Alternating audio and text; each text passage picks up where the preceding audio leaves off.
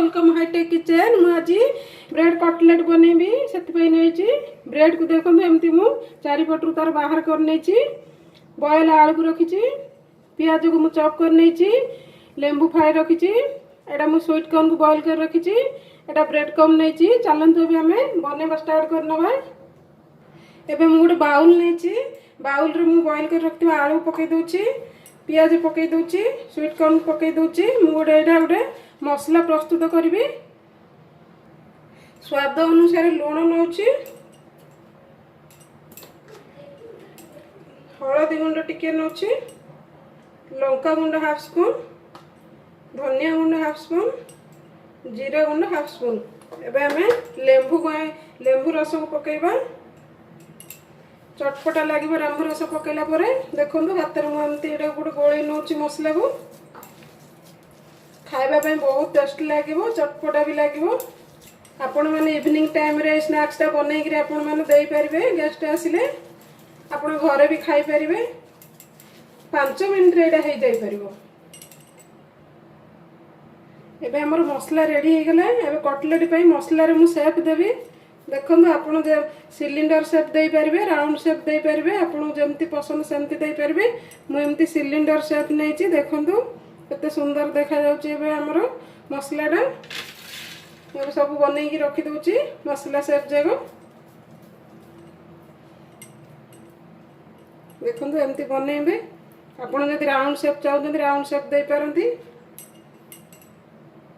चलतु आम ए कटलेट को हाथ में एमती गढ़ी नवा।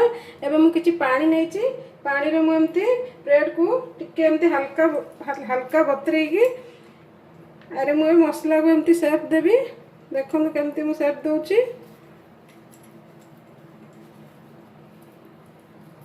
केयरफुल करने बेटा केयरफुल न कले एटा छाणिला बेले भांगी जाई पारे देखो मुझे बनई देखे दूची। एबे मु ब्रेड कम लगेबी देखो हो गला हमर गोटे गोटे आ सब एमती मु बनईबी देखो एमती मु मसलाटा भितर रखी दूची एमती मसलाटा रखिकी एमती हाथ में चपीदेवी देखो केमती बनाऊँ बहुत सहज रेट हो किसी कष्ट नहीं। देखो एबे मु सब कटलेट एमती बनई देछि। एबे हमें छाणीबा पई जिबा। एबे मु तेल पैन बसाई देछि तेल गरम होला पर हमें एबे छाणीबा कटलेट को। एबे तेल गरम हो गलानी मु कटलेट को तेल रे पके दोछि गोटे गोटे